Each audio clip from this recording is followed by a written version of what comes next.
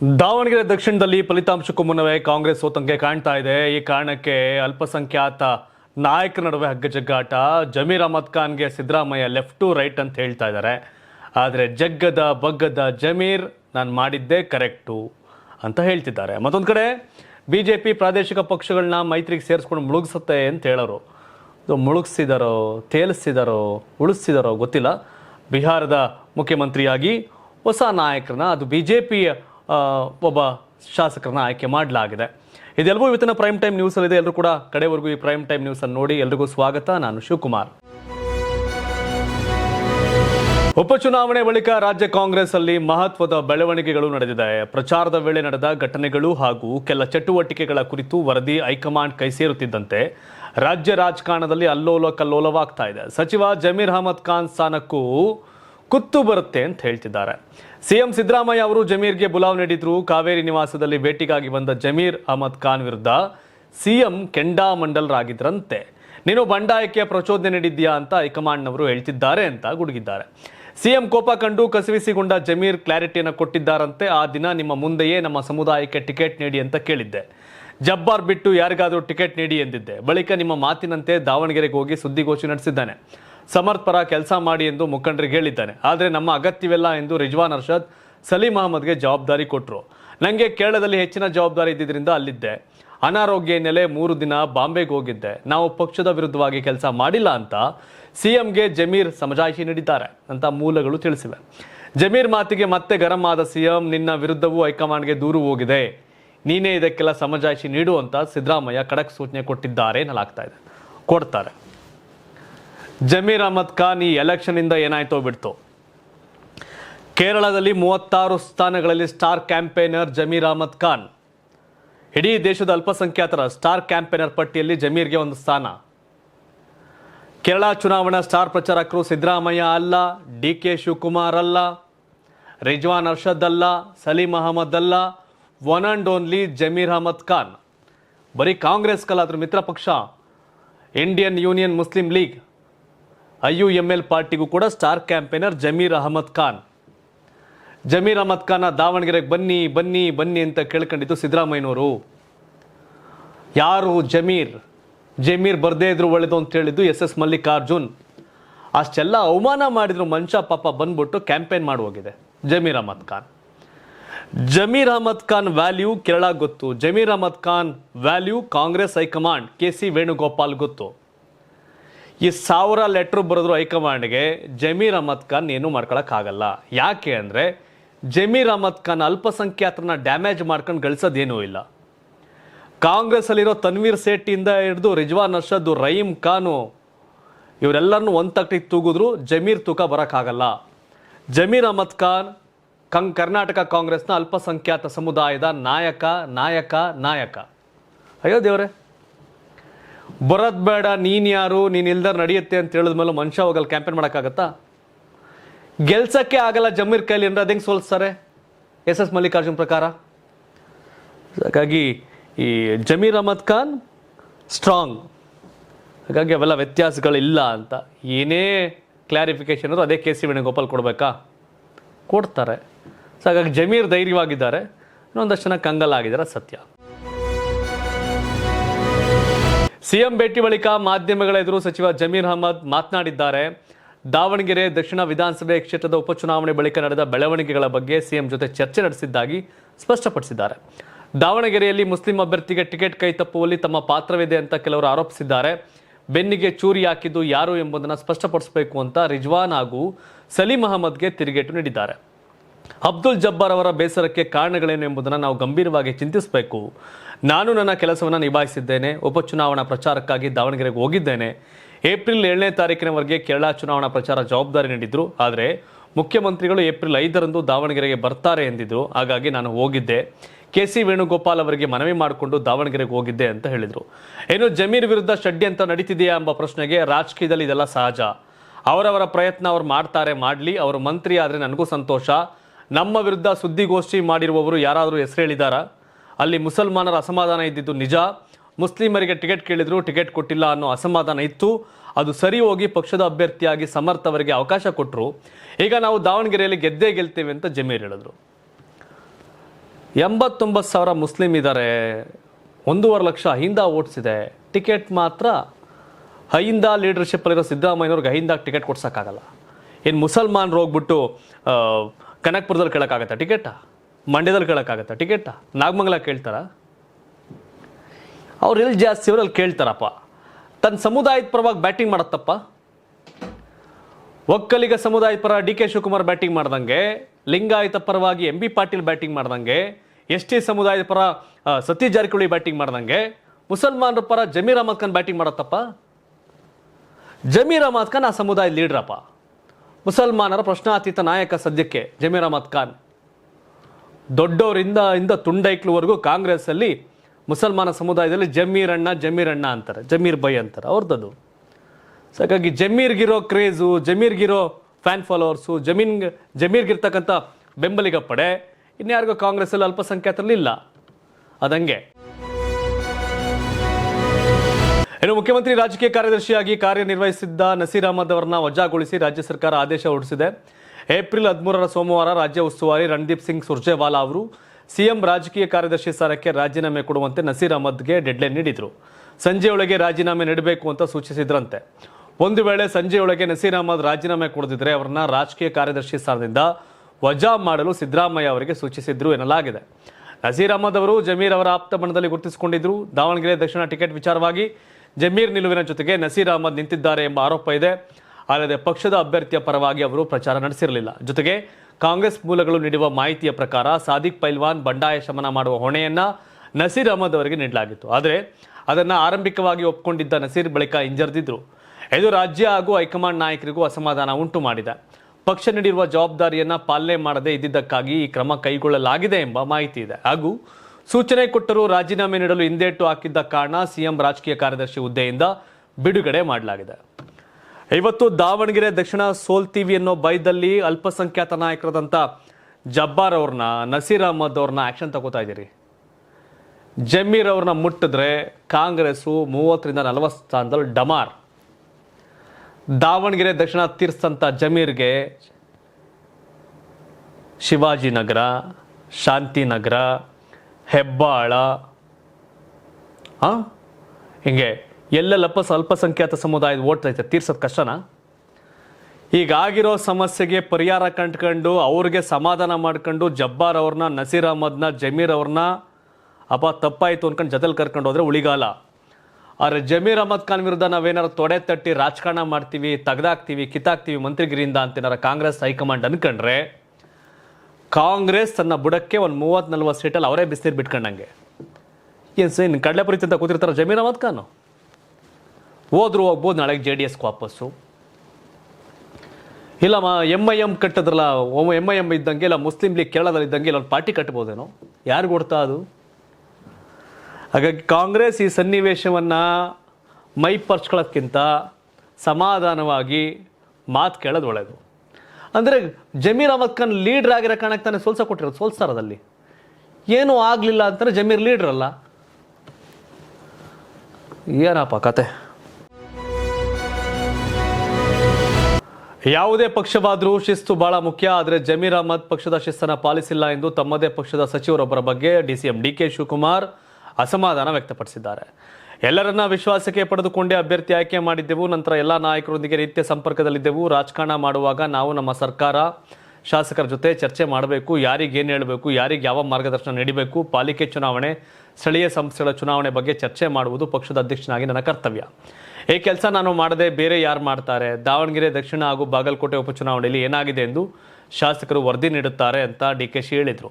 ಇನ್ನು ನಸೀರ್ ಅವರಿಗೆ ದಾವಣಗೆರೆ ದಕ್ಷಿಣ ವಿಧಾನಸಭೆ ಕ್ಷೇತ್ರಕ್ಕೆ ಹೋಗಿ ಬಂಡಾಯ ಅಭ್ಯರ್ಥಿ ಹಿಂದೆ ಸರಿಯುವಂತೆ ಮಾಡಬೇಕು ಎಂದು ಪಕ್ಷ ಸೂಚನೆ ಕೊಟ್ಟಿತ್ತು. ಆದರೆ ಅವರು ಆ ಜವಾಬ್ದಾರಿಯನ್ನು ನಿಭಾಯಿಸುವಲ್ಲಿ ವಿಫಲರಾಗಿದ್ದಾರೆ. ಅಲ್ಲಿ ಏನಾಗಿದೆ ಎಂದು ನನಗೆ ಇನ್ನೂ ವರದಿ ಬರಬೇಕಿದೆ. ಮುಖ್ಯಮಂತ್ರಿಗಳು ತಮ್ಮದೇ ಆದ ವಿವಿಧ ಮೂಲಗಳಿಂದ ಮಾಹಿತಿ ಪಡೆದು ಪಕ್ಷದ ಹಿತದೃಷ್ಟಿಯಿಂದ ನಸೀರ್ ಅಹಮದ್ ವಿಚಾರದಲ್ಲಿ ತೀರ್ಮಾನ ತೆಗೆದುಕೊಂಡಿದ್ದಾರೆ ಅಂತ DKಶಿ ಕ್ಲಾರಿಟಿ ಕೊಟ್ಟರು. ಇದೇ ವೇಳೆ ಶಾಸಕರ ದಿಲ್ಲಿ ದಂಡಯಾತ್ರೆ ಬಗ್ಗೆಯೂ ಪ್ರತಿಕ್ರಿಯಿಸಿದ್ದಾರೆ. ಶಾಸಕರು ದೆಹಲಿಗೆ ಹೋಗಿರುವುದು ಮಂತ್ರಿ ಸ್ಥಾನ ಕೇಳುವುದರಲ್ಲಿ ತಪ್ಪಿಲ್ಲ. ಅವರು ತಮ್ಮ ಬೇಡಿಕೆ ಕೇಳಲಿ, ಆದರೆ ಪಕ್ಷಕ್ಕೆ ಶಿಸ್ತಿನಿಂದ ಇರಬೇಕು ಅಷ್ಟೇ. ಅವರೆಲ್ಲರೂ ನಮ್ಮ ಸಹೋದ್ಯೋಗಿಗಳು, ಹೀಗಾಗಿ ಅವರಿಗೆ ಶಿಸ್ತು ಕಾಪಾಡುವಂತೆ ಮನವಿ ಮಾಡ್ತೇನೆ.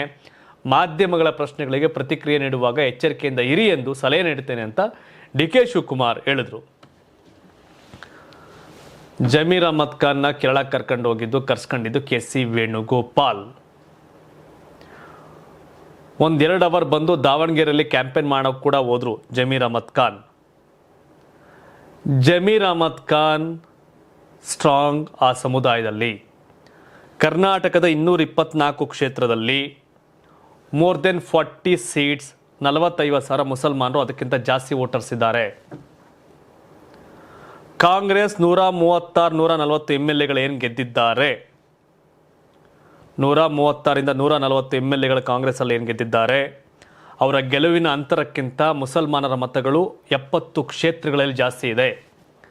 ಉದಾಹರಣೆಗೆ ಮಂಡ್ಯದಲ್ಲಿ 1000 ಚಿಲ್ಲರೆ ಓಟಲ್ಲಿ ಕಾಂಗ್ರೆಸ್ನ ಗಣಿಗ ರವಿಕುಮಾರ್ ಗೆದ್ದವರೇ. ಮುಸಲ್ಮಾನರು ಒಂದು 20-25,000 ಓಟ್ ಇದೆ. ಇನ್ನು ಚನ್ನಪಟ್ಟಣ ಬೈ ಎಲೆಕ್ಷನ್ನಲ್ಲಿ 22-25,000ದಲ್ಲಿ CP ಯೋಗೇಶ್ವರ್ ಗೆದ್ದರು. ನಿಖಿಲ್ ಕುಮಾರಸ್ವಾಮಿ ಅಪೋಸಿಟ್ಟು. ಅಲ್ಲೊಂದು 20-30,000 ಮೇಲೆ ಮುಸಲ್ಮಾನರ ಮತಗಳಿದೆ. 10,000ದಲ್ಲಿ ಗೆದ್ದಿದ್ದು ಇಕ್ಬಾಲ್ ಹುಸೇನ್, ಅಲ್ಲಿ ಮುಸಲ್ಮಾನರ ಮತಗಳು ದಂಡಿಯಾಗಿದೆ. ರಾಮನಗರದಲ್ಲಿ 37,000. ಹೆಬ್ಬಾಳದಲ್ಲಿ ಭೈರತಿ ಸುರೇಶ್ ಗೆದ್ರು, 89,000 ಮುಸಲ್ಮಾನರ ಮತಗಳಿದೆ. ಕರ್ನಾಟಕದ 224 ಕ್ಷೇತ್ರಗಳಲ್ಲಿ ಶಿರಾದಲ್ಲಿ ಜಯಚಂದ್ರ ಗೆದ್ರು, ಅಲ್ಲೊಂದು 30-40,000 ಮುಸಲ್ಮಾನ ಮತಗಳಿದೆ. ಕರ್ನಾಟಕದ 224 ಕ್ಷೇತ್ರಗಳಲ್ಲಿ ಮುಸಲ್ಮಾನರ ನಿರ್ಣಾಯಕ ಆಗಿರ್ತಕ್ಕಂಥ ಕ್ಷೇತ್ರಗಳು 60-70 ಕ್ಷೇತ್ರಗಳು. ಅವರೆಲ್ಲರಿಗೂ ಲೀಡ್ರೇ ಬಹುತೇಕ ಜಮೀರ್. ಅವ್ರನ್ನ ಎದುರಾಕಳ ಕೆಲಸ ಯಾಕೆ ಮಾಡ್ತೀರಿ ನನಗೆ ಅರ್ಥ ಆಗ್ತಲ್ಲ ಕಾಂಗ್ರೆಸ್ ಅವರು. ಜಮೀರ್ ಅಹಮದ್ ಖಾನ್ ಎದುರಾಕೊಂಡ್ರೆ ಸಮಸ್ಯೆ ಕಾಂಗ್ರೆಸ್ಗೆ. ಮಗು ಹತ್ರ ಮಾತ್ರ ತಾಯಿ ಹಾಲು ಕೊಡೋದು, ಅದೇ ರೀತಿ ನಮ್ಮ ನಾಯಕರು ಸಚಿವ ಸ್ಥಾನ ಕೊಡಿ ಎಂದು ಕೇಳಿರುತ್ತಾನೆ ಕೊಡೋದು. ಆದ್ರಿಂದ ಹಿರಿಯ ಶಾಸಕರು ದೆಹಲಿಗೆ ಹೋಗಿದ್ದಾರೆ, ಅವರು ಸಚಿವ ಸ್ಥಾನ ಕೇಳೋದ್ರಲ್ಲಿ ನ್ಯಾಯ ಇದೆ ಅಂತ ಚನ್ನಗಿರಿ ಶಾಸಕ ಶಿವಗಂಗಾ ಬಸವರಾಜ್ ಸಮರ್ಥನೆ ಮಾಡಿಕೊಂಡಿದ್ದಾರೆ. ದಾವಣಗೆರೆ ನಿವಾಸದಲ್ಲಿ ಮಾತನಾಡಿದ ಅವರು, 2-3 ಬಾರಿ ಗೆದ್ದ ಹಿರಿಯ ಶಾಸಕರು ದೆಹಲಿಗೆ ಹೋಗಿದ್ದಾರೆ, ಅವರು ಸಚಿವ ಸ್ಥಾನ ಕೇಳೋದ್ರಲ್ಲಿ ನ್ಯಾಯ ಇದೆ. ಅದೇ ರೀತಿ ಹೊಸಬರಲ್ಲಿ ಇದು 5 ಜನರಿಗೆ ಅವಕಾಶ ನೀಡಲಿ, ಹಳೆ ಬೇರು ಹೊಸ ಚಿಗುರು ಎನ್ನುವಂತೆ ಉತ್ತಮ ಆಡಳಿತ ನಡೆಸಬಹುದು. ನನಗೆ ಸಚಿವ ಸ್ಥಾನ ಕೊಟ್ಟರೆ ಬೇಡ ಅನ್ನೋದಿಲ್ಲ, ನಾನೇನು ಸನ್ಯಾಸಿ ಅಲ್ಲ. ತೀರ್ಮಾನ ಹೈಕಮಾಂಡ್ ಅಂಗಳದಲ್ಲಿರೋದ್ರಿಂದ ನಾವು ಏನೂ ಹೇಳೋದಿಲ್ಲ. DKಶಿ ಅವರು ಕೂಡ CM ಆಗಬೇಕು ಎನ್ನುವುದು ನಮ್ಮ ಆಸೆ, ಅದನ್ನೆಲ್ಲ ನಿರ್ಧಾರ ಮಾಡೋದು ಹೈಕಮಾಂಡ್ ತೀರ್ಮಾನವೇ ಅಂತಿಮ ಅಂತ ಹೇಳಿದರು. ಇದೇ ವೇಳೆ ಸೂರ್ಯಚಂದ್ರ ಇರೋದು ಹೇಗೆ ಸತ್ಯವೋ ಹಾಗೆ DKಶಿ CM ಆಗೋದು ಅಷ್ಟೇ ಸತ್ಯ ಅಂತ ಶಿವಗಂಗಾ ಬಸವರಾಜ್ ಭವಿಷ್ಯ ನುಡಿದಿದ್ದಾರೆ. ಒಂದರ ಮೇಲೆ ಒಂದು ಚುನಾವಣೆ ಕಾರ್ಯಕ್ರಮ ಇರೋದ್ರಿಂದ ತೀರ್ಮಾನ ತಡವಾಗ್ತಾ ಇದೆ. DKಶಿ ಅವರು ಸಹಿಸಿಕೊಳ್ತಾರೆ ಎಂದು ಅವರಿಗೆ ಭಾರ ಹಾಕ್ತಾರೆ. ಯಾವ ಎತ್ತು ಭಾರ ಎಳೆಯುತ್ತದೆಯೋ ಅದೇ ಎತ್ತಿಗೆ ಭಾರ ಹಾಕೋದು. ಅದೇ ರೀತಿ DKಶಿ ಅವರು ಭಾರ ಎಳಿತಾರೆ ಅಂತ ಇಡೀ ಭಾರವನ್ನು ಅವರ ಮೇಲೆ ಹಾಕುತ್ತಾರೆ ಅಂತ ಮಾರ್ಮಿಕವಾಗಿ ಶಿವಗಂಗಾ ಬಸವರಾಜ್ ಹೇಳಿದರು. ಇವರು DK Shivakumar ಬೆಂಬಲಿಗ. DK Shivakumar CM ಆಗಲೇಬೇಕು ಅಂತ ಪಣ ತೊಟ್ಟು ನಿಂತವ್ರು ಇವರು. ಕಾಂಗ್ರೆಸ್ನವರು ಹಾಗೂ CM ಆದಿಯಾಗಿ ಯಾರೇ ಪುಂಗಿ ಊದಿದ್ರು ಸಹ ದಾವಣಗೆರೆ ದಕ್ಷಿಣ ಹಾಗೂ ಬಾಗಲಕೋಟೆಯಲ್ಲಿ ಬಿಜೆಪಿ ಗೆದ್ದೇ ಗೆಲ್ಲುತ್ತದೆ. ದಾವಣಗೆರೆ ದಕ್ಷಿಣದಲ್ಲಿ ಐತಿಹಾಸಿಕ ಗೆಲುವು ಕಾಣುತ್ತದೆ ಅಂತ ಬಿಜೆಪಿ ರಾಜ್ಯಾಧ್ಯಕ್ಷ BY ವಿಜಯೇಂದ್ರ ಭವಿಷ್ಯ ನುಡಿದಿದ್ದಾರೆ. ಬಿಜೆಪಿ ಯುವ ಮೋರ್ಚಾದ ವತಿಯಿಂದ ನಡೆದ ಅಂಬೇಡ್ಕರ್ ಅವರ 135ನೇ ಜನ್ಮದಿನಾಚರಣೆ ಕಾರ್ಯಕ್ರಮದಲ್ಲಿ ಭಾಗವಹಿಸಿದ ನಂತರ ಮಾಧ್ಯಮದವರೊಂದಿಗೆ BY ವಿಜಯೇಂದ್ರ ಮಾತನಾಡಿದ್ದಾರೆ. ಯಾವುದೇ ಕಾರಣಕ್ಕೂ ಕಾಂಗ್ರೆಸ್ ಗೆಲ್ಲುವುದಿಲ್ಲ. ಕಾರಣ ಏನಂದ್ರೆ ಕಾಂಗ್ರೆಸ್ ಸರ್ಕಾರದ ಬಗ್ಗೆ ಜನ ಬೇಸತ್ತಿದ್ದಾರೆ. ಆಡಳಿತ ಯಂತ್ರ ಕುಸಿದಿದೆ. CM ಕುರ್ಚಿಗಾಗಿ ಪೈಪೋಟಿ ಬೀದಿ ಕಾಳಗ ನಡೀತಾ ಇದೆ. ಕಾಂಗ್ರೆಸ್ ಸರ್ಕಾರದವರು ಅಲ್ಪಸಂಖ್ಯಾತರನ್ನ ಓಲೈಕೆ ಮಾಡಿಕೊಂಡು ಹಿಂದೂಗಳಿಗೆ ಅಪಮಾನ ಮಾಡುವ ಕೆಲಸ ಮಾಡ್ತಿದ್ದಾರೆ. ಪರಿಣಾಮ ಬಿಜೆಪಿಗೆ ಜನರು ಆಶೀರ್ವಾದ ಮಾಡ್ತಾರೆ. ಅಭಿವೃದ್ಧಿ ಬಗ್ಗೆ ಸರ್ಕಾರ ಬಹಿರಂಗ ಚರ್ಚೆಗೆ ಬರಲಿ. CMಗೆ ಸವಾಲು ಆಗ್ತಿದ್ದೇನೆ. ಯಡಿಯೂರಪ್ಪ ಅವರು CM ಆಗಿದ್ದಾಗ ರಾಜ್ಯದಲ್ಲಿ ಏನೇನು ಅಭಿವೃದ್ಧಿ ಆಗಿದೆ, ಸಿದ್ದರಾಮಯ್ಯ CM ಆದಮೇಲೆ ಮೈಸೂರಿನಲ್ಲಿ ಏನೇನು ಅಭಿವೃದ್ಧಿ ಆಗಿದೆ ಎಂದು ಬಹಿರಂಗ ಚರ್ಚೆ ಮಾಡೋಣ. ದುರಂತ ಅಂದರೆ ಮೈಸೂರು ಸೇಲ್ ಉಳಿಸಿಕೊಳ್ಳುವ ಯೋಗ್ಯತೆ ಕಾಂಗ್ರೆಸ್ಗೆ ಇಲ್ಲ. MSIL ಮುಚ್ಚಿಯಲ್ಲಿ ಸ್ಟೇಡಿಯಂ ಮಾಡುವ ಹುನ್ನಾರ ಮಾಡಲಾಗ್ತಾ ಇದೆ. ಅಭಿವೃದ್ಧಿ ಬಗ್ಗೆ ಕಾಳಜಿ ಇಲ್ಲದ ಸರ್ಕಾರ ಹಾಗೂ CM ಇದ್ದಾರೆ. ಇವರಿಗೆ ಮೇ 4ರ ಮತ ಎಣಿಕೆ ಎಂದು ಉತ್ತರ ಸಿಗಲಿದೆ ಅಂತ ಬಿಜೆಪಿ ರಾಜ್ಯಾಧ್ಯಕ್ಷ ವಿಜಯೇಂದ್ರ ಗುಡುಗಿದ್ದಾರೆ. ಯಡಿಯೂರಪ್ಪ ಗುಡುಗಿದ್ರೆ ವಿಧಾನಸೌಧ ನಡಗದು. ವಿಜಯೇಂದ್ರ ಬಿಜೆಪಿ ಅಧ್ಯಕ್ಷ ಗುಡುಗ್ತಾವ್ರೆ, 2 ಗೆಲ್ತೀವಿ ಅಂತ. ಗೆದ್ರೆ ಏನು ಗುಡುಗ್ತಾ ಇರ್ತಾರೆ, ಹಂಗೆ ನೋಡಬೇಕು. ಬಿಹಾರ ಮುಖ್ಯಮಂತ್ರಿ ಸ್ಥಾನಕ್ಕೆ ನಿತೀಶ್ ಕುಮಾರ್ ಇಂದು ರಾಜೀನಾಮೆ ನೀಡಿದ್ದು, ಆ ಮೂಲಕ ತಮ್ಮ ದೀರ್ಘಾವಧಿಯ ಅಧಿಕಾರಾವಧಿಯನ್ನು ಅಂತ್ಯಗೊಳಿಸಿದ್ದಾರೆ. ಇದು ಬಿಹಾರ ರಾಜ್ಯದಲ್ಲಿ ಪ್ರಮುಖ ರಾಜಕೀಯ ಬದಲಾವಣೆಯ ಸೂಚನೆಯಾಗಿದೆ. ಮಾರ್ಚ್ 16ರಂದು ರಾಜ್ಯಸಭೆಗೆ ಆಯ್ಕೆಯಾಗಿ ಏಪ್ರಿಲ್ 10ರಂದು ಪ್ರಮಾಣ ವಚನ ಸ್ವೀಕರಿಸಿ ನಂತರ ನಿತೀಶ್ ಕುಮಾರ್ ಅವರು CM ಸ್ಥಾನಕ್ಕೆ ರಾಜೀನಾಮೆ ನೀಡಿದ್ದಾರೆ. ಈ ಮೂಲಕ ಬಿಹಾರ ರಾಜಕೀಯದಲ್ಲಿ ನಿತೀಶ್ ಯುಗ ಅಂತ್ಯವಾಗಿದೆ. ಅಂತಿಮ ಸಂಪುಟ ಸಭೆ ನಡೆಸಿದ ನಿತೀಶ್ ಕುಮಾರ್ ಆ ವೇಳೆ ಭಾವುಕರಾಗಿದ್ದು, ಗದ್ಗದಕರಾಗುತ್ತಲೇ ಹೊಸ ಸರ್ಕಾರಕ್ಕೆ ತಮ್ಮ ಶುಭಾಶಯಗಳನ್ನ ಸಲ್ಲಿಸಿದರು. ಹಾಗೂ ಸಾರ್ವಜನಿಕರಿಗೆ ಧನ್ಯವಾದ ಅರ್ಪಿಸಿರುವ ನಿತೀಶ್ ಕುಮಾರ್ ಹೊಸ ಸರ್ಕಾರದ ಅಡಿಯಲ್ಲಿ ರಾಜ್ಯವು ಪ್ರಗತಿ ಸಾಧಿಸುತ್ತದೆ ಎಂಬ ವಿಶ್ವಾಸ ವ್ಯಕ್ತಪಡಿಸಿದ್ದಾರೆ. ನವೆಂಬರ್ 2005ರಲ್ಲಿ ಬಿಹಾರದಲ್ಲಿ NDA ಸರ್ಕಾರ ರಚನೆಯಾದಾಗಿನಿಂದ ಕಾನೂನು ಮತ್ತು ಸುವ್ಯವಸ್ಥೆ ಮತ್ತು ಸಮಗ್ರ ಅಭಿವೃದ್ಧಿಯನ್ನು ಖಚಿತಪಡಿಸಿಕೊಳ್ಳಲು ಪ್ರಯತ್ನಗಳು ನಡೆದಿವೆ ಅಂತ ನಿತೀಶ್ ಕುಮಾರ್ ತಮ್ಮ ಅಧಿಕಾರಾವಧಿಯನ್ನು ನೆನಪಿಸಿಕೊಂಡರು. ಇನ್ನು ಸಂಪುಟ ಸಭೆ ಬಳಿಕ ತಮ್ಮ ರಾಜೀನಾಮೆಯನ್ನು ರಾಜ್ಯಪಾಲ ಸೈಯದ್ ಅತಾ ಹಸ್ನೈನ್ ಅವರಿಗೆ ಸಲ್ಲಿಸಿದರು. ಹಲವು ವರ್ಷಗಳ ಕಾಲ ಬಿಹಾರದ ಜನರಿಗೆ ಸೇವೆ ಸಲ್ಲಿಸಿದ ನಂತರ ಮುಖ್ಯಮಂತ್ರಿ ಹುದ್ದೆಯನ್ನು ತೊರೆಯಲು ನಿರ್ಧರಿಸಿದ್ದೇನೆ ಎಂದು ನಿತೀಶ್ ಕುಮಾರ್ ತಮ್ಮ ಹೇಳಿಕೆಯಲ್ಲಿ ತಿಳಿಸಿದರು.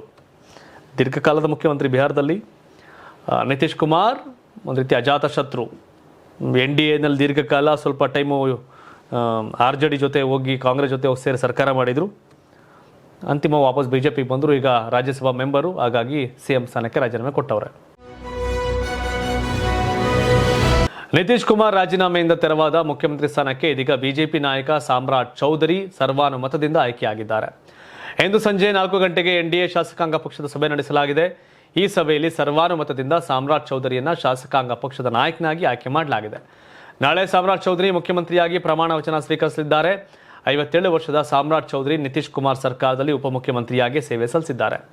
ನಾಳೆ ಸಾಮ್ರಾಟ್ ಚೌಧರಿ CM ಆಗಿ ಪ್ರಮಾಣ ವಚನ ಸ್ವೀಕರಿಸಿದ ಬಳಿಕ ಹೊಸ ಸಚಿವ ಸಂಪುಟ ಆಯ್ಕೆ ನಡೆಯಲಿದೆ. ಮುಖ್ಯಮಂತ್ರಿ ಸಾಮ್ರಾಟ್ ಚೌಧರಿ ಜೊತೆ ಉಪಮುಖ್ಯಮಂತ್ರಿ ಸ್ಥಾನ ಪ್ರಮಾಣ ವಚನವು ನಡೆಯುವ ಸಾಧ್ಯತೆ ಇದೆ.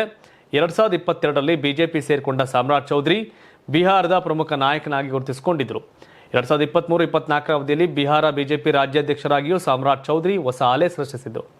1999ರಲ್ಲಿ ಬಿಹಾರ ವಿಧಾನಸಭೆ ಪ್ರವೇಶಿಸಿದ ಸಾಮ್ರಾಟ್ ಚೌಧರಿ ಕೃಷಿ ಸಚಿವರಾಗಿ ಜವಾಬ್ದಾರಿ ನಿರ್ವಹಿಸಿದರು. ಇನ್ನು ಬಿಹಾರದಲ್ಲಿ NDA ಸರ್ಕಾರ ಆಡಳಿತ ಯಶಸ್ವಿಯಾಗಿದೆ. BJP ಬೆಂಬಲದೊಂದಿಗೆ JDU ಸರ್ವೋಚ್ಚ ನಾಯಕ ನಿತೀಶ್ ಕುಮಾರ್ ಮುಖ್ಯಮಂತ್ರಿಯಾಗಿ ಅಧಿಕಾರ ನಡೆಸಿದ್ದಾರೆ. ಆದರೆ ಇದುವರೆಗೆ BJP ಮುಖ್ಯಮಂತ್ರಿ ಪದವಿ ಸಿಕ್ಕಿಲ್ಲ. ಇದೇ ಮೊದಲ ಬಾರಿಗೆ ಬಿಹಾರದಲ್ಲಿ BJP ಪಕ್ಷ ಮುಖ್ಯಮಂತ್ರಿ ಪದವಿಯನ್ನು ಪಡ್ಕೊಂಡಿದೆ. BJP ತಮಿಳುನಾಡಲ್ಲಿ ತನ್ನ ಚುನಾವಣಾ ಪ್ರಣಾಳಿಕೆಯನ್ನು ಬಿಡುಗಡೆ ಮಾಡಿದೆ. ಪಕ್ಷದ ಅಧ್ಯಕ್ಷ ನಿತಿನ್ ಬಿಪಿನ್ ಅವರು ತಮ್ಮ ಪಕ್ಷದ ಭರವಸೆಗಳನ್ನ ಅನಾವರಣಗೊಳಿಸಿದರು. BJPಯ ಪ್ರಣಾಳಿಕೆಯಲ್ಲಿ ಮಹಿಳಾ ಮನೆ ಮುಖ್ಯಸ್ಥರಿಗೆ ತಿಂಗಳಿಗೆ 2,000 ರು, ವಾರ್ಷಿಕವಾಗಿ 3 ಉಚಿತ LPG ಸಿಲಿಂಡರ್ಗಳು ಮತ್ತು ತೆರಿಗೆ ಹೆಚ್ಚಳ ಮತ್ತು ಹೆಚ್ಚುತ್ತಿರುವ ಜೀವನ ವೆಚ್ಚವನ್ನು ಸರಿದೂಗಿಸಲು ಪ್ರತಿ ಮನೆಗೆ 1 ಬಾರಿ 10,000 ಪಾವತಿಯನ್ನು ಭರವಸೆಯಾಗಿ ನೀಡಲಾಗಿದೆ. ಪ್ರಮುಖ ದೇವಾಲಯಗಳಲ್ಲಿ ಪ್ರತಿದಿನ 2 ಗಂಟೆಗಳ ದರ್ಶನ ಸ್ಥಳಗಳನ್ನು ಸ್ಥಳೀಯ ನಿವಾಸಿಗಳಿಗೆ ಮೀಸಲಿಡುವುದು ಮತ್ತು ತಿರುಪರನ ಕುಂದ್ರಂ ಬೆಟ್ಟದ ಮೇಲೆ ದೀಪ ಹಚ್ಚುವುದು ಸೇರಿದಂತೆ ಕಾರ್ತಿಕೈ ದೀಪ ಆಚರಣೆಗಳ ಮುಂದುವರಿಕೆಯನ್ನು ಸಹ ಪ್ರಣಾಳಿಕೆಯಲ್ಲಿ ಪ್ರಸ್ತಾಪಿಸಲಾಗಿದೆ. ಇನ್ನು ಜಲ್ಲಿಕಟ್ಟು ಕಾರ್ಯಕ್ರಮಗಳ ಸಮಯದಲ್ಲಿ ಭಾಗವಹಿಸುವವರು ಸಾವನ್ನಪ್ಪಿದರೆ 10 ಲಕ್ಷ ರು ಪರಿಹಾರ, ಮನೆಗಳನ್ನು ಖರೀದಿಸುವ ಮಹಿಳೆಯರಿಗೆ ಶೇಕಡಾ 3% ಸ್ಟ್ಯಾಂಪ್ ಡ್ಯೂಟಿ ರಿಯಾಯಿತಿ, ರೈತರಿಗೆ 3,000 ರು ಹೆಚ್ಚುವರಿ ಬೆಂಬಲ, ಸ್ವಸಹಾಯ ಗುಂಪುಗಳು ಮತ್ತು MSMEಗಳಿಗೆ 50 ಲಕ್ಷ ರುಗಳವರೆಗೆ ಬಡ್ಡಿ ರಹಿತ ಸಾಲ, ಸ್ಕೂಟರ್ಗಳನ್ನು ಖರೀದಿಸಲು ಅರ್ಹ ಮಹಿಳೆಯರಿಗೆ 25,000 ರು ಬೆಂಬಲ, ಶಾಲೆಗಳು ಮತ್ತು ವಿಶ್ವವಿದ್ಯಾಲಯಗಳಲ್ಲಿ 100 CCTV ಕ್ಯಾಮೆರಾಗಳನ್ನು ಸ್ಥಾಪಿಸುವುದು ಸೇರಿದಂತೆ ಪೊಲೀಸ್ ವ್ಯವಸ್ಥೆಯನ್ನು ಬಲಪಡಿಸುವ ಕ್ರಮಗಳನ್ನು BJP ಘೋಷಿಸಿದೆ. ಕರ್ನಾಟಕದ ಗ್ಯಾರಂಟಿ ಕಂಡ್ರೆ ಗುರ್ರ ಅಂತಾರೆ, ತಮಿಳುನಾಡಲ್ಲಿ ಮಾತ್ರ ಗ್ಯಾರಂಟಿ ಕೊಡ್ತಾರೆ, ಏನೇನೋ ಮಾಡ್ತಾರೆ, ನೋಡ್ಬೇಕು. ಪಾಕಿಸ್ತಾನದ ರಾಜಧಾನಿ ಇಸ್ಲಾಮಾಬಾದ್ನಲ್ಲಿ ಇತ್ತೀಚೆಗೆ ನಡೆದ US ಮತ್ತು ಇರಾನ್ ನಡುವಿನ ಯುದ್ಧ ಒಪ್ಪಂದ ಮಾತುಕತೆ ವಿಫಲವಾಗಿದೆ. ಅಣ್ವಸ್ತ್ರ ಕಾರ್ಯಕ್ರಮ ಕೈಬಿಡಬೇಕು ಎಂಬ ಅಮೆರಿಕದ ಷರತ್ತನ್ನು ಇರಾನ್ ನಿರಾಕರಿಸಿದ್ದು ಮಾತುಕತೆ ಮುರಿದು ಬೀಳಲು ಪ್ರಮುಖ ಕಾರಣವಾಗಿದೆ. ಮುಂದಿನ ವಾರ ಕದನ ವಿರಾಮ ಮುಕ್ತಾಯಗೊಳ್ಳಲಿದ್ದು ಅದರೊಳಗೆ ಸಂಘರ್ಷ ಶಮನ ಮಾಡುವ ಗುರಿಯನ್ನು ಎರಡೂ ಕಡೆಯ ನಾಯಕರು ಹೊಂದಿದ್ದಾರೆ. ಈ ಹಿನ್ನೆಲೆಯಲ್ಲಿ ಹೊಸ ಮಾತುಕತೆಗೆ ಮುಂದಾಗಿದ್ದು ಈ ಬೆಳವಣಿಗೆಯ ಕುರಿತು ಇಬ್ಬರು ಅಮೆರಿಕದ ಅಧಿಕಾರಿಗಳು ದೃಢಪಡಿಸಿದ್ದಾರೆ. ಆದರೆ ಪಾಕಿಸ್ತಾನದಲ್ಲಿ ಮಾತುಕತೆ ನಡೆಸಿದ ನಿಯೋಗಗಳೇ 2ನೇ ಸುತ್ತಿನ ಮಾತುಕತೆಯಲ್ಲೂ ಭಾಗಿಯಾಗುತ್ತವೆಯೇ ಎಂಬುದು ಇನ್ನೂ ಸ್ಪಷ್ಟವಾಗಿಲ್ಲ. ಪ್ರಮುಖರನ್ನು ಹೊರತುಪಡಿಸಿ ಉಳಿದ ಸದಸ್ಯರನ್ನು ಬದಲಿಸುವ ಸಾಧ್ಯತೆ ಇದೆ. ಇನ್ನು ಏಪ್ರಿಲ್ 16ರ ಗುರುವಾರವೇ 2ನೇ ಸುತ್ತಿನ ಶಾಂತಿ ಮಾತುಕತೆ ನಡೆಯಲಿದ್ದು ಕದನ ವಿರಾಮ ಒಪ್ಪಂದ ಪರಿಣಾಮಕಾರಿಯಾಗಿ ಜಾರಿಯಾಗುವ ಆಶಾಭಾವನೆ ವ್ಯಕ್ತಪಡಿಸಲಾಗಿದೆ. ಈ ಬಾರಿಯ ಮಾತುಕತೆ ಪಾಕಿಸ್ತಾನ ರಾಜಧಾನಿ ಇಸ್ಲಾಮಾಬಾದ್ನಲ್ಲಿ ನಡೆಯುವ ಸಾಧ್ಯತೆ ಇದೆ. ಬದಲಾಗಿ ಜಿನಿವಾ ಆಯ್ಕೆ ಮಾಡಿದರೂ ಅಚ್ಚರಿಲ್ಲ ಎಂಬ ಮಾತುಗಳು ಕೇಳಿ ಬರ್ತಿವೆ. ಎಲ್ಲರ ಮಾತಾಡಿ ಬಟ್ ಯುದ್ಧ ನಿಲ್ಲಿಸಿ ಒಳ್ಳೆಯದಾಗಲಿ, ಇಲ್ಲಾಂದರೆ ನಾವು ಈ ಬೆಲೆ ಏರಿಕೆ ಸಿಲಿಂಡರ್ ಇಲ್ಲದೆ ಒದ್ದಾಟ ನೋಡೋಕ್ಕಾಗಲ್ಲ ನಮ್ಮ ಇಂಡಿಯಾ ಕತೆ. ಧನ್ಯವಾದ. ತಾವೇನು ಹೇಳ್ತೀರಿ? ಜಮೀರ್ ಅಹ್ಮದ್ ಖಾನ್ ಹಾಗೆ ಕಾಂಗ್ರೆಸ್ ನಡುವಿನ ಸಂಘರ್ಷ, ಯಾರು ಸರಿ ಯಾರು ತಪ್ಪು? ಮುಸಲ್ಮಾನರು ಜಾಸ್ತಿ ಇದ್ದಾರೆ ಅಂತ ಟಿಕೆಟ್ ಕೇಳಿದೆ ತಪ್ಪ ಜಮೀರ್ ಅವರು? ಆ್ಯಂಡ್ CM ಬದಲಾವಣೆ ಕತೆ ಏನಾಗುತ್ತೆ? ಕಾಮೆಂಟ್ ಮಾಡಿ. ಧನ್ಯವಾದ. ಇದು ಕರ್ನಾಟಕ TV, ಕನ್ನಡಿಗರ ಧ್ವನಿ. ನೀವು ಸಣ್ಣ ಆಗ್ಬೇಕಲ್ವಾ? ಅದು ಒಂದು ಉತ್ತಮ ಆಹಾರದಿಂದ ಸಣ್ಣ ಆಗ್ಬೇಕಲ್ವಾ? ಪ್ರತಿದಿನ ನಮ್ಮ ಜೀನಿ ಸ್ಲಿಮ್ನ ಯೂಸ್ ಮಾಡಿ ಯಾವುದೇ ಸೈಡ್ ಎಫೆಕ್ಟ್ ಇಲ್ದಂಗೆ ನೀವು ಸಣ್ಣ ಆಗ್ತೀರಾ.